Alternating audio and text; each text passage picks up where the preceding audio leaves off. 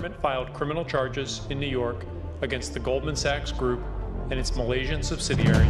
Today on Capitol Hill, Goldman Sachs was cast as a villain.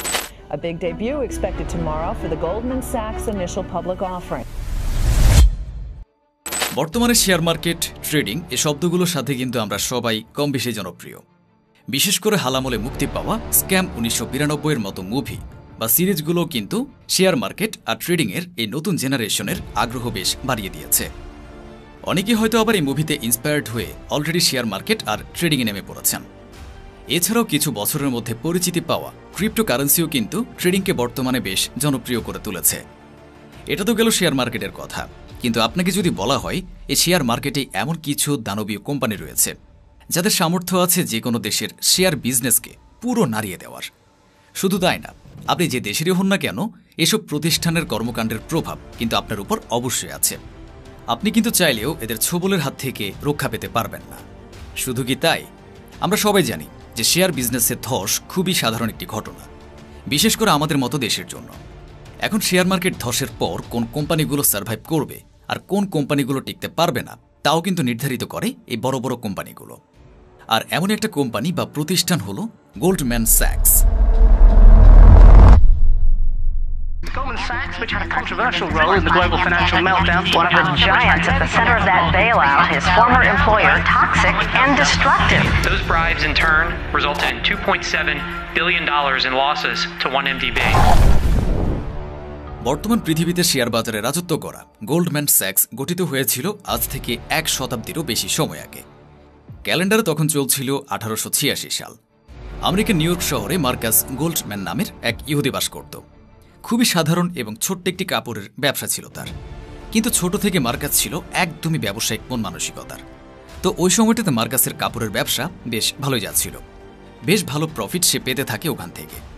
1880-এর দশকে banking এবং ফিন্যান্সের জগতে একটা ঝামেলা দেখা যেত। সমস্যাটা বেশি দেখা দিত ছোট ছোট কোম্পানি আর এক মালিকানা প্রতিষ্ঠানের ক্ষেত্রে। এদের কাছে ব্যাংক সহজে তাদের লোন দিতে চাইত না বা একদমই দিত না, ফলে তাদের এই ব্যাংক থেকে অন্য ব্যাংকে চক্কর কাটতে হতো। মার্কাস নিজেও এমন সমস্যার মুখোমুখি হওয়ার পর নিজে সমাধান বের করার উপায় খুঁজতে থাকেন এবং সিদ্ধান্ত নেয় যে একমাত্র ফিন্যান্স মার্কেটে পা দেওয়াই তার জন্য সুবিধা হবে।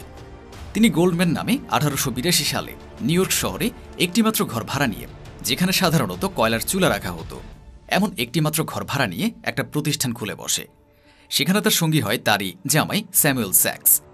এরপর 3 বছর পর গোল্ডম্যানের ছেলে হেনরি গোল্ডম্যান এবং তার জামাতা লুডভিগ ড্রেফাস ব্যবসায় যোগদান করেন এবং ফার্মটি তার বর্তমান নাম গোল্ডম্যান স্যাক্স অ্যান্ড কোং গ্রহণ করে। সহজ ভাষায় গোল্ডম্যান স্যাক্সের কাজগুলো ছিল তারা সেই সব ছোট ছোট কোম্পানি বা এক মালিকানা প্রতিষ্ঠানগুলো যারা লোন পেত না তাদের কাছে ব্যাংক লোন একটু বেশি মূল্যে নিয়ে পাইয়ে দিত। যেহেতু ওই ছোট ছোট প্রতিষ্ঠানগুলো একদমই কোনো ঋণ পেত না, তাই তাদের কাছে গোল্ডম্যানের এই অফারটা ছিল সাপে বর পাওয়ার মতো। মার্কাস এই পদ্ধতিতে যে ডকুমেন্টগুলো ব্যবহার করত তিনি সেগুলোর নাম দেয় কমার্শিয়াল পেপার। মার্কাসের এই ব্যাংক লোন বিক্রি করার আইডিয়াটা এতই বেশি জনপ্রিয় ছিল যে প্রতিষ্ঠান শুরুর মাত্র 5 বছরের মাথায় তারা প্রায় $30 মিলিয়ন কমার্শিয়াল পেপার বিক্রি করে ফেলে। এবং সে আমলে $30 মিলিয়ন যে কত বড় একটা অ্যামাউন্টের টাকা সেটা কিন্তু খুব সহজেই অনুমান করা যায়। গোল্ডম্যানের এই কমার্শিয়াল পেপারের আইডিয়া থেকে কিন্তু বর্তমানে অনেক দেশের সরকারও তাদের দেশের বিভিন্ন ছোট ছোট প্রতিষ্ঠানের কাছে এই কমার্শিয়াল পেপারগুলো সেল করে থাকে। এর কিছু বছরের মধ্যে গোল্ডম্যান স্যাক্স এটি লক্ষ্য করে যে ফিন্যান্স মার্কেটে থাকা সাধারণ ব্যাংকগুলো ছোট ছোট প্রতিষ্ঠান বা কোম্পানিগুলোতে অর্থ লগ্নি করে তাদের ব্যবস্থাপনা করাটা কষ্টসাধ্য হয়ে পড়ছিল, কেননা সেই সময়টাতে আমেরিকার অর্থনীতিতে একটা গ্রোথ চলছিল।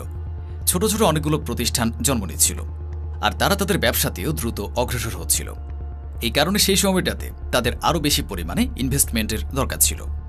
সেই সময় গোল্ডম্যান চিন্তা করে যে তারা এইসব প্রতিষ্ঠানকে ইনভেস্টমেন্ট করা শুরু করলে কেমন হয় ব্যাপারটা। যেই ভাবা সেই কাজ।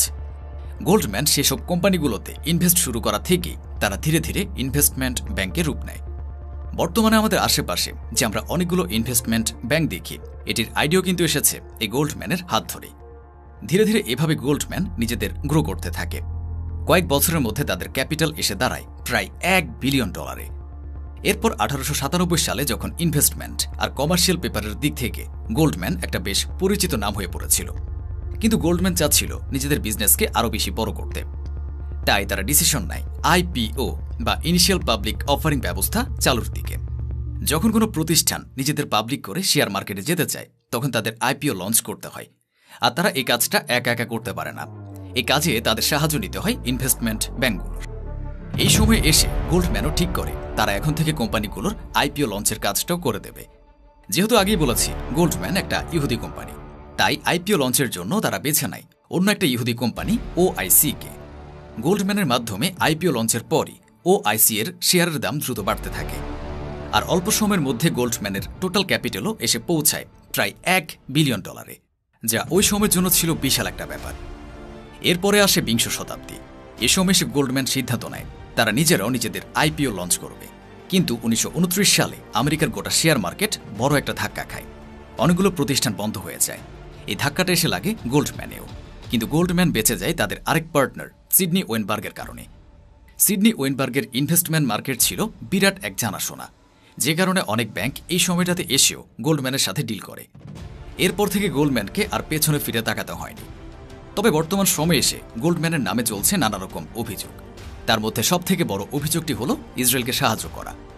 গোল্ডম্যান একটা ইহুদি প্রতিষ্ঠান হওয়ার কারণে এর ডাইরেক্ট লিঙ্ক আপ পাওয়া গেছে ইসরায়েলের সাথে। ইসরায়েল সরকারের অনেক প্রজেক্টেই সরাসরি টাকা ঢেলে থাকে গোল্ডম্যান। শুধু তাই নয়, বিভিন্ন ইসরায়েল প্রতিষ্ঠানেও অল্প সুদে ঋণ দেওয়া থেকে শুরু করে শেয়ার মার্কেট ম্যানুপুলেট করে থাকে। কোম্পানির শেয়ারের দাম যাতে বাড়ে সে ব্যবস্থা করে থাকে এই ইহুদি প্রতিষ্ঠানটি। প্রিয় দর্শক, আজ এ অবধি। আগামী ভিডিওতে আমরা আসবো এমনই কোনো বিষয় নিয়ে। সে অবধি ভালো থাকুন, সুস্থ থাকুন, সত্য আর ন্যায়ের পথে থাকুন। সেই সাথে থাকলো পরবর্তী ভিডিও দেখার আমন্ত্রণ। চাইলে আমাদের অন্য ভিডিওগুলোতে ঘুরে আসতে পারেন। আর এ ধরনের ভিডিও পছন্দ করলে আমাদের চ্যানেলটি সাবস্ক্রাইব করতে ভুলবেন না।